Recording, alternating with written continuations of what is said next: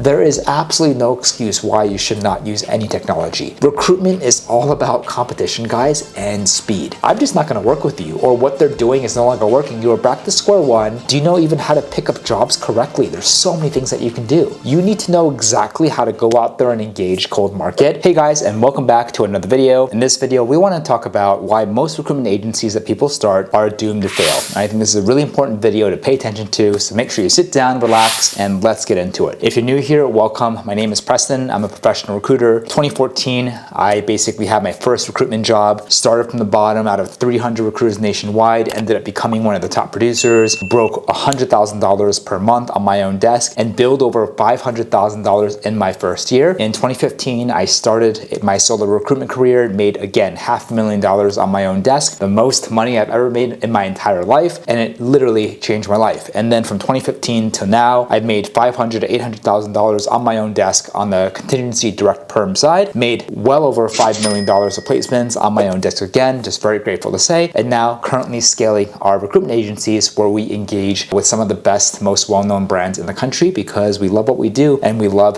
driving results. So that's a little bit about me, and I just wanted to share that with you. I've been doing so for a long time, really excited to always talk about the industry that really changed my life. Hope we can do the same with you. Let's get into it. So the first reason why I think a lot of recruitment agencies will fail is they simply just don't have a niche or specialization, right? If I'm a generalist, meaning like I'm an agency and I work every single job on planet Earth, I'll think, wow, I'll have more roles to work on. I'll never have a stagnant business without clients. And while that could be true, I think the landscape has shifted a lot. So I think that kind of method really worked for agencies 20 years ago, especially when you're starting out. But now, as I just mentioned, the recruitment agency is evolving, it's changing rapidly. That can actually do more harm than good for those of you who are thinking about starting in 2025 and beyond. Think about it. If you serve everyone, you'll be looked at as a commodity. There's really no difference from you or David or Pat or Sarah or Maggie next to you. You all look the same because you do the same thing. And again, this could have worked and it was way easier to implement this 5, 10, 20 years ago, less competition, less noise, but just overall. But now things are changing and you can expand more. You can start creating new divisions, new teams. Are you struggling with getting responses from clients? Are you an established recruiter who is struggling to break 6 figures and beyond? Are you looking to start recruiting part-time and you don't know how? Do you feel burned out and stuck spending hours and hours each day in manual tasks like sourcing and outreaching and feeling like you have no time to actually run and grow your business? I am absolutely happy to announce that we have launched our own recruitment, educational, and coaching program to help you on your journey. We made sure that everything I've learned in the past 10 years, the tips, the strategies that really helped me build multiple 7 figures of placements on my own desk with some of the best companies in the world will be included in there. We'll also be including things like how you can build an acquisition system that brings in clients every month to your agency hands-free, how you can maximize the probability of a positive close during negotiations, how you can automate and outsource your day-to-day operations so that you don't have to spend hours per day researching or sourcing, how you can figure out the new and modern way to scale your agency that minimizes risk and maximizes your upside potential. And we've also included much, much more. The best thing about this is not only will you be getting amazing content, but we will also handhold you and be with you every step of the way to make sure that you are held accountable and you crush your goals. We'll also share with you our own tech stack, tools, and plugins we actually use, plus everything else we know about automation and AI to help you save time, work smarter, and not be a slave to your business. The exciting news is that we've actually rolled this out to a select few people earlier this year, and I'm excited to see them well on the way to multiple 6 figures, with some breaking $30,000 to $50,000 per month already. So if you're interested to be a successful recruiter that can dominate in any market conditions, make sure you click on the link below to chat with another member of our team, and we're happy to chat with you to see if we can help you out. Make sure you jump on this really quickly. See you on the other side. Things are a lot more competitive, and just being someone new with no specialization or niche, that could actually make it a lot more difficult for you to ramp up, right? I think for companies that are big, that already have a book of business, that already have the deep entrenched relationships, you can expand more. You can start creating new divisions, new teams, start going after different markets, right? right? But I think if you're starting out, I really believe having a niche and specialization is going to help you. It's so powerful to help you kind of get the first couple steps up and running. Without a USP, what we call a unique selling point or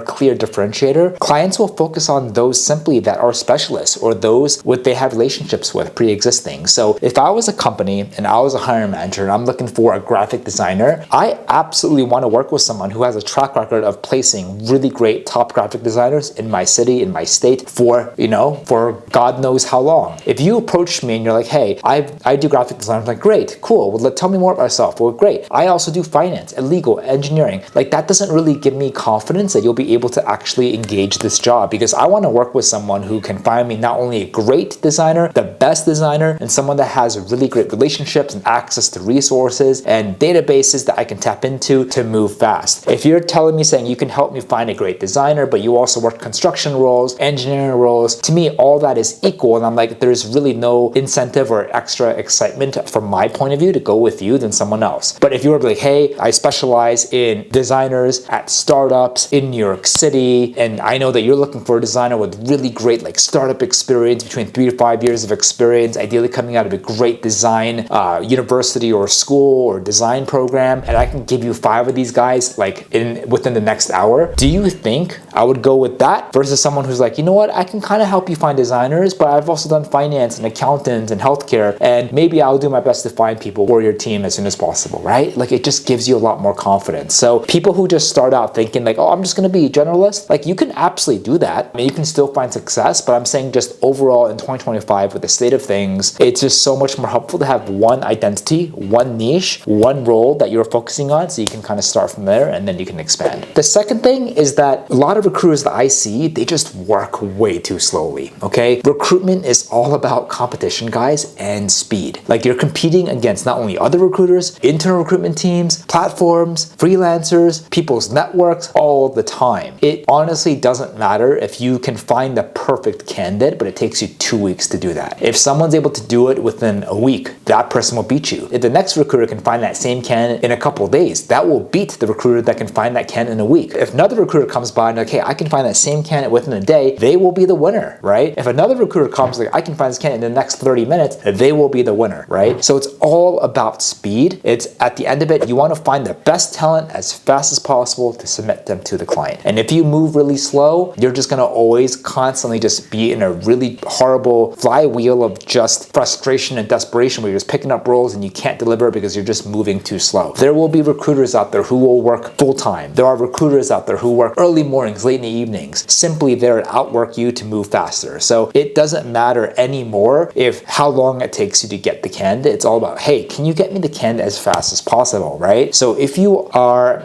comfortable in your abilities to fulfill and find candidates, but then you're like, you know what, I keep picking up these clients, I keep finding candidates, and really I'm never kind of making money or placements. Honestly, one of the simple levers is speed. Are you simply going fast enough, right? Like when you pick up a role today, can you actually find, how long does it take you to find the perfect candidate? How long does it take you to actually submit the candidate, get the first interview, get them all the way to offer, right? So that segues really the second point of this slide. It's not just a matter of like finding the candidate, submitting them. Every single thing that you do as a recruiter, everything that we do, all the manual steps, all the steps in between, can you do it faster, right? So if you submit a candidate, if it takes you like 48 hours to get feedback, can you get feedback in 24 hours or the same day? If you talk to a client and they're like, hey, our interview process is 10 stages, do you know what to do and what to say to get the interview stages down to 5 stage or 4 stage so it's shorter, right? When an interview happened, like if the typical feedback is 3 to 5 days from the client to get you feedback, can you do it in 2 to 4 days or 1 to 2 days? Everything can be faster, and it's our job to be able to 10x that wherever we can. That's how ideally in an ideal world, you want to be able to find the candidate fast, submit them, have them zip literally through first round to offer gets verbally extended, it gets accepted, officially accepted, signed as fast as possible, right? And wherever those time sinks are, wherever you're like, you don't have clarity, you're losing control or power, that's where you really need to kind of work on your communication or manage expectations and do things properly so that you can just really, if every step's like this, try to make it like this. And you'll just find that your desk and your flow and your process just moves way faster. So again, it's really just not about like the candidates, it's about the interview process. It's about the qualifying process, collecting feedback, extending an offer, communication, your cadence with clients and candidates. You have to just honestly find ways to be faster and 10x more efficient, because if you don't do that, I promise you there will be other recruiters that are obsessed about speed and they're gonna do whatever they can to move as fast as possible. Forget about technology, forget about AI, forget about automation. If you simply work slowly and you don't work hard and you're like, oh, you know what? A client got back to me. I'll just wait till like tomorrow morning to respond. Do you think all the recruiters are gonna be like that? Or do you think some recruiters are like, you know what? I'm probably just gonna respond right now. I'm in the middle of dinner. I'm out with friends. I'm just gonna take 5 minutes and respond, because if they do that, there's a chance the client will respond back to them and boom, they have an immediate edge over you, okay? So it's all about just like doing whatever you can to being the 5-star concierge to both clients and candidates. Whatever happens, pivot, adapt, and try to see if you can move as fast as possible. Now, the third and one of the most obvious why most recruitment agencies will fail in 2025 moving forward is that they literally have no idea how to do BD and lead gen. I can't tell you how many times we talk to people and they're like, you know what? I'm just gonna go through my referral and through my network and I'm gonna start there. And I'm like, that's cool, but like you can't just rely on that. Like what happens when you go through it? Like I can literally go through my network in a day. What am I gonna do tomorrow, the next day, right? So I think going through your network and relationships, that worked. I think it works better than in certain industries and others even now, but overall, that was really kind of like the main way to do BD 3, 5, 10, 20 plus years ago. And the downside is that in the past 3 years, 3 to 5 years, more has changed in the BD client acquisition landscape than the entire recruitment industry in the past 10, 20 years. So what I mean by that is you can no longer just rely on your existing relationship or network. Even if you have a top 1%, there's no way you can just rely on that to get consistent business for the first year or at least the next 3 to 5 years to come without reaching out and cultivating new relationships, right? So for you to actually build a really successful freelancing or solo recruitment desk or an agency, you need to know exactly how to go out there and engage cold market. It's not just a recruitment agency problem, it's a business problem. If you don't know how to go out there and get customers, cold customers, your business will never be consistent, you will never have consistent leads coming in, and you'll not be able to create that foundation to scale if you want to. It's also just not about like which channels you know. I talk to a lot of people and they're like, you know what, Preston, I know how to do cold emailing. I know how to do voice notes. I know how to do videos. I know how to do cold calling and LinkedIn messaging. I'm like, that's great, but do you know how to use it? It's not about like, hey, I know how to drive. I'm like, do you know how to drive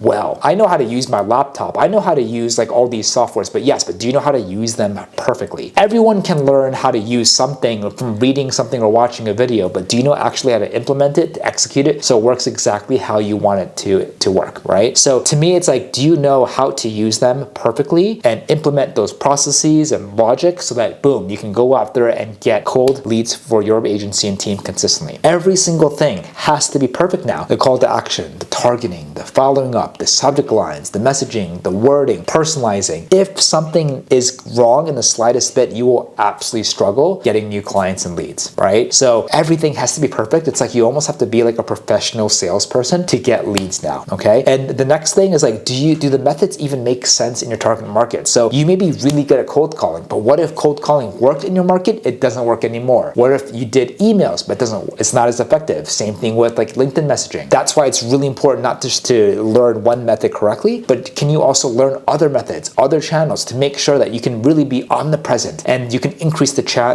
chances of them actually seeing your outreach, right? Is your messaging helping you stand out from others, right? It's not about like, do you know how to write email? Do you know how to do it perfectly to get a response? And another thing that I want to add here is it's so easy for a lot of people because of their deficiency in knowledge of BD and lead gen to rely on a lead gen service, to rely on someone to do it for them. And while there are some decent services out there, from our experience, this is just my opinion, a lot of them are just not good at all. They don't know what they're doing. But the biggest red flag of these services, it actually doesn't do you any good. Yes, some of them could help. Some of them could initially help create that spike of momentum, getting clients in, but you are not learning how to do it yourself, right? If you think of all of the greatest companies and entrepreneurials and brands that you look up to, most likely every single thing, they have an in-house team. They're not relying on an agency to help them go from zero to super successful, right? You absolutely need to know how to do it yourself, because what if one day you wake up and the agency is like, you know what, I'm gonna just end up charging you like twice as much, or I'm just not gonna work with you, or what they're doing is no longer working. You are back to square one and you have a very flimsy foundation because you never took the time to actually learn it, and you're just leaving like the future and the destiny of your agency in this lead gen service, and you just gotta hope every day when you wake up every morning, is this lead gen service still working. And that is like the scariest feeling to have, because you're just depending on another service or two to do everything for you. And I've learned, even from personal experience, that is the worst way to just sleep peacefully at night, let alone build a successful business. If you want to be here for the long term, you got to learn how to do it yourself. Learn how to do it yourself. Add these other services to augment what you're doing, just so you can hedge and not put everything in one basket, and then you build from there. The fourth tip that I want to talk about is most people are just not taking the time to learn the fundamentals. Conceptually, recruitment is very simple. I just need to find clients. I just need to find candidates. And you can watch YouTube videos, Google, ChatGPT. But if you don't ever learn the best practices, you'll have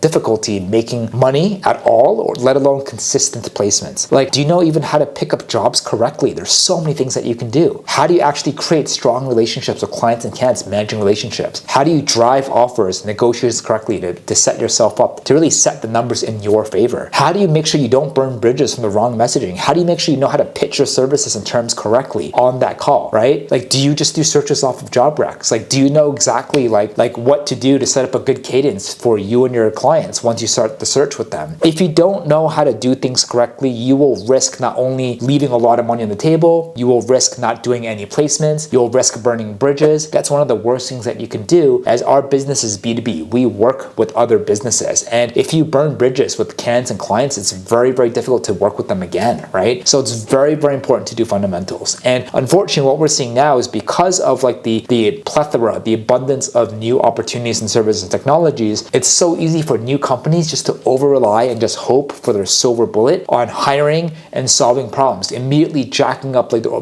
their expenses and burning their cash burns on all these new services and vendors and hiring people when they don't even know how to do it themselves, hoping that, hey, this is a business where I can just like hire people out of my problem. That's the fastest way for you to burn even more money, lose money entirely, and just don't go anywhere for the next 30, 69 days, possibly accelerating you just shutting down your business. It's super important to learn the fundamentals, and I still believe in 2025, if you know the fundamentals really, really well, you can absolutely still be successful, even without all the technology and automation out there. If you know how to do things fundamentally, A to Z, without automation tech, like do things manually, yes, it's a lot more work, it's a lot more difficult, but if everything shuts down, all automation goes away, you can still be a really successful recruiter. So learn the fundamentals first, and then add all the fun stuff, hiring technology afterwards. Don't go the other way around, because what we're seeing time and time again is that can actually end up making your life way more painful than it actually should be. The last tip why most recruitment agencies fail, speaking of technology, a lot of recruiters simply are not embracing it. And what I mean by that is that in recruitment, it's this sector, this industry, this career has been around for so long, 30s, 40s, and 50s, right? People recruiting without the internet, recruiting from phone books and doing everything on paper. And it's very easy to think like, oh my God, I've been recruiting for 10, 20 years. How I recruit then is how it's what's going to help me stay afloat now. And that was true, I think 40 years ago to 10 years later to 20 years ago, 10 years later, but my goodness, things are changing so much. There is absolutely no excuse why you should not use any technology. The gap will get wider versus the haves and have-nots of tech. You will become a lot slower. You will become a lot more inefficient. You will simply burn out because you're constantly stuck in your business. And if you stop, your business stops. You'll always be stuck in your business instead of being able to work on it. All of the best and top recruiters right now are not only embracing it, they're also actively learning about how to embrace more of it, implement more of it to level up, right? Technology is so awesome, especially if you're looking to recruitment now, as it completely levels the playing field, even for smaller teams versus larger companies. This is why larger recruitment teams for the first time are actually doing layoffs, because they're just following like the old models of going through a network or just hiring a ton of people, being slow to embrace technology, where small, leaner teams can continue to take more and more market share and positions because we're able to do way more and way faster because we're embracing technology. This also makes it 10 times easier for people who have full-time jobs, who want to recruit on the side, who want to start a recruitment side hustle, but they're like, I don't even have that much time on my hands. Now it's 10 times easier because you have technology, AI, automation that can do a lot of the heavy lifting for you. And so now moving forward, it's absolutely still possible to make money without technology, especially for those with limited means or resources. You got to start somewhere, and then you can kind of eventually start implementing more and more technology to your workflow and processes moving forward. But if you have a budget, $50, $100 a month, a couple $100 a month, allocate that to the right tech, because it will literally change your life, and it will help you get out of that vicious circle, the feast and famine and burning out all the time. When I started as a solo recruiter. I did everything manually. I made great money, but I did everything manually, no technology. And I was burning out once or twice a year. I hated weekends. I hated traveling or vacation because I knew that if I stopped, everything stopped. And it was just honestly like it was a rat race of its own. And I felt like, wow, the money is great and I can call my own shots. But the first couple years is fine when you're younger, but you're like, you do this 3 years in, 4 years in, 5 years in, like, is this sustainable? Do I want to continue doing this? And the only way for you to now be sustainable and to think long term instead of like the next week or next month ahead is hiring and most importantly, technology, right? Allowing you to make sure that you don't have to go slower. You don't have to lose a beat. You know, when you take a vacation, when you go on the weekends, the automation, the messaging is still going out. Your business, your cadence is still rocking. Nothing stops to a complete fault. So by Monday morning, you can now just come in with more of like a comfort and peace and alertness instead of like stress and anxiety that plagued me every single week, which I'm sure is plaguing a lot of you guys. So please embrace technology. This is such an exciting time. I expect this to get more and more exciting into the future, and I can't wait for it to do so. So I hope you enjoyed this video. I really do wish everyone to have massive success, but these are some of the most common things that I'm seeing just day to day, talking and networking with amazing recruiters and recruitment owners around the world. And I hope to kind of give you value so that you can still make the rest of this year awesome. So hope you like it. If you think I left anything out, let me know. But otherwise, really appreciate it. We'll see you on next one.